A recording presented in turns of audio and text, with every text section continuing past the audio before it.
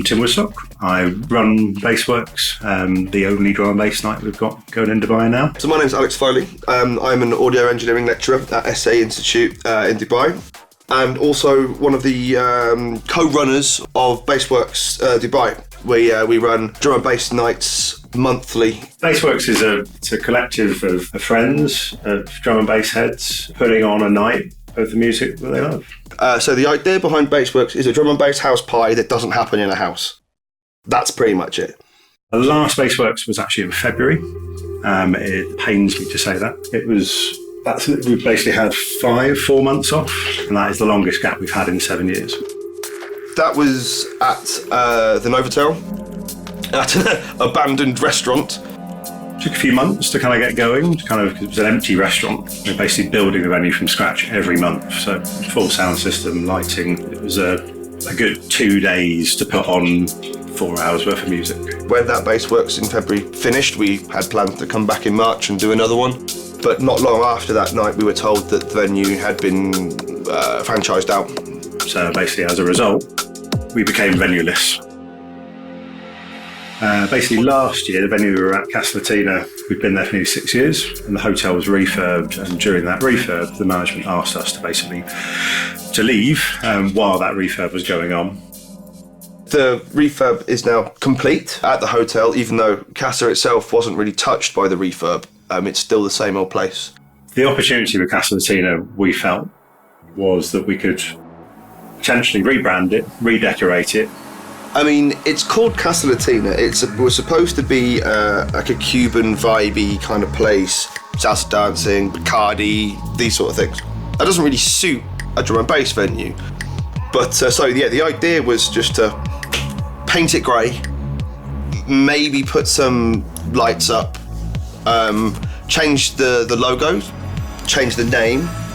Obviously, Bassworx would have happened one Thursday a month. So what's the club going to do for the rest of the time? We've always had good friends that again put on techno nights, that put on indie nights and play indie rock music, or they would do like reggae nights. We know Shadi from The Flip Side, the record shop. We'd put him behind the decks and just go like, bring all of your records and play for 27 days. And he would, because that's the sort of DJ that he is.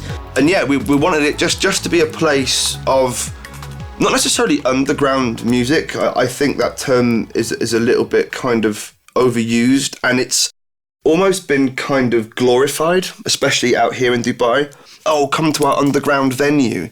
It's in a massive 5-star hotel where it's 50 dirhams for a drink. That's not underground.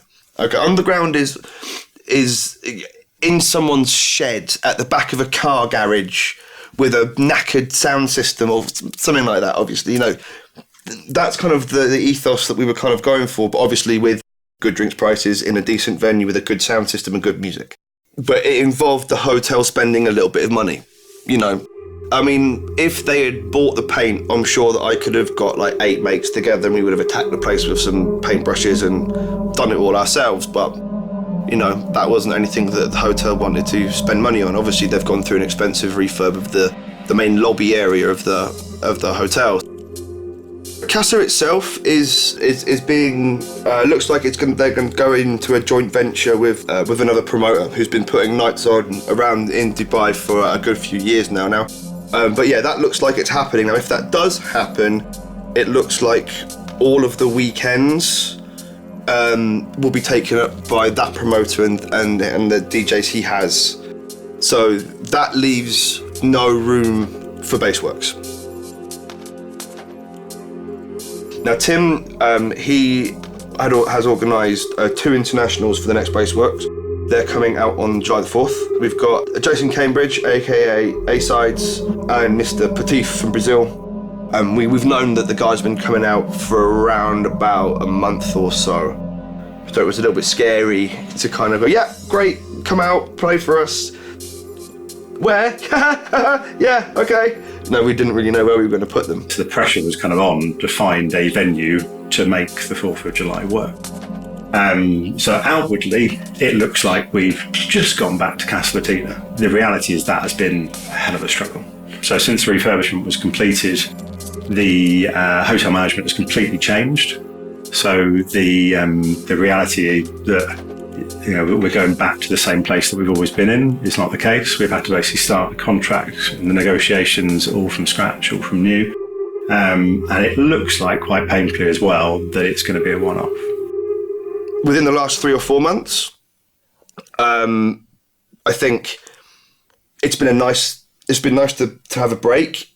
It's also nice to realise how much we miss it, which fuels the fire so that this next one is the best that it can be. In terms of going forwards and finding venues, that's the tricky bit, really. There are tons of hotels with clubs. They either don't know enough about promotion, they don't know enough about us. These are all fair enough, right? Or, they want us as the promoter to pay for everything. You've got to have a hotel team that's clued up with what you want to do and how you want to run things. And that includes DTCM licenses. DTCM fees here are one of the biggest kind of strangleholds on not just alternative music, but just clubs full stop.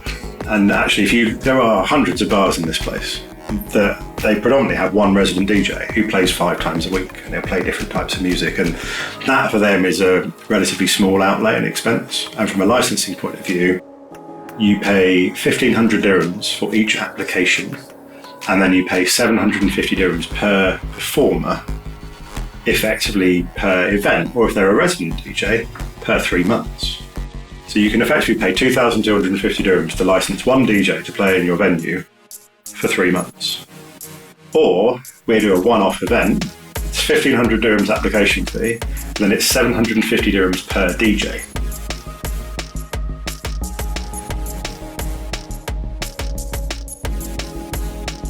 Now, having a hotel that appreciates that and pays for that is rare. Possible, and happens, but it's unusual. There are events which we would like to ticket, and actually we're unable to, because for the venue to actually be able to ticket it, it's expensive. A venue to order print tickets has to buy a printer that costs 10,000 dirhams.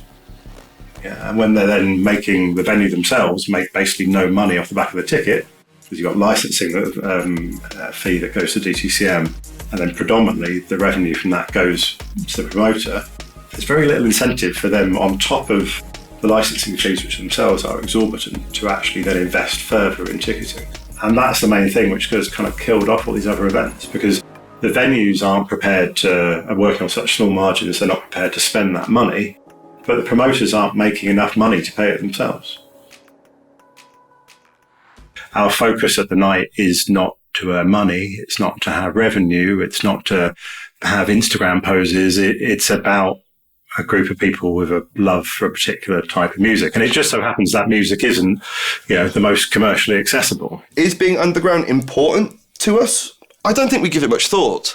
If, let's say, Bassworx got 500 people in every month, and that number started to grow, and someone like Zero Gravity approached us and kind of said, hey, your guys' night's doing pretty well. Do you fancy moving it across to Zero Gravity and doing a monthly residency there? That'd be a serious thing to consider. I don't think we would. I think just the music, the scene, the people and the attitude work better in a kind of smaller environment. But bottom line is we're not underground for the sake of being underground. We don't use that as a term to necessarily describe us or label us. It just so happens that that's what we are. Yeah, putting on an alternative music night in Dubai is an uphill struggle. The actual night itself has become bigger and bigger kind of pain and a bigger amount of work. And actually then the amount I then get to enjoy the night itself is less and less and less. And to organise Bassworx is a chore sometimes. We love it when we're there, we love being there and we love doing it, and it makes it all worthwhile. But sometimes the build-up to it is stressful. Also, the other reality is it's a hobby for me. It's my passion project. I've got a big grown-up job. I've got a family which demands a lot of my time, and I want to give a lot of my time to as well. And there's only a finite amount of resource, an infinite number of hours of the day, emotional energy to kind of keep doing it. And it is hard work. But then in some ways, it's actually, I kind of need the project. Actually, I like the kind of challenge of it. The good thing is obviously as lecturers here, we have flexible hours. So if I do have an afternoon off, then I can go and check out a venue, or I can go and meet Tim to go and get some speakers fixed, or something along those lines. I like to get the students that are doing live sound to come and help me move speakers at Casa Latina. Like I've done that a few times where I've just got to sit there and do nothing and just get them to sort it all out, right? Field trip, right?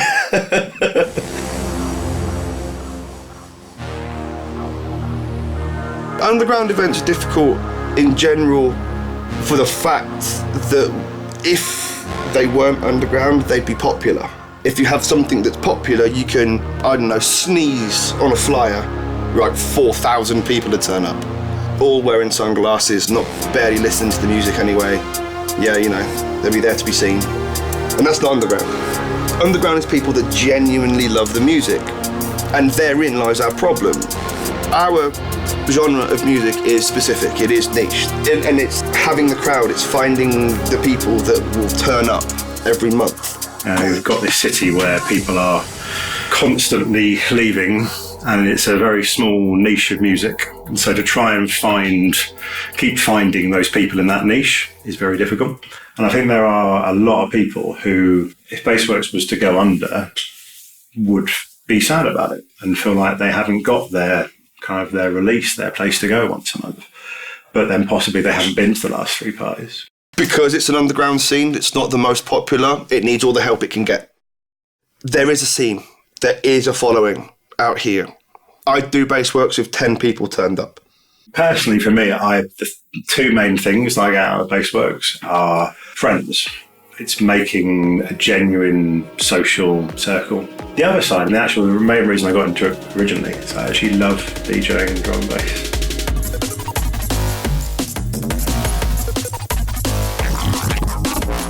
One of my favourite things about drum and bass is the community. For a music which, if you were to walk into a drum and bass club, it's a rather aggressive style. I promise you, if you were to walk into the middle of a rave anywhere and pass out on the floor, every single person would turn around and help you up. The family vibe, the brotherhood, the sisterhood of the whole scene is phenomenal. 100% we do it for the music. We do it for the music and we do it for the ravers in Dubai and the UAE. We have people that come down from Abu Dhabi and stay in hotels, right? Because it's the only place where they can find drum and bass. That's why we do it. We love it. Like I say, it's a house party, right? You don't make any money. If you through a house party, you're not going to charge people at the door. You don't make any money. You have a good time though, don't you? Same thing. That's what it's like for us.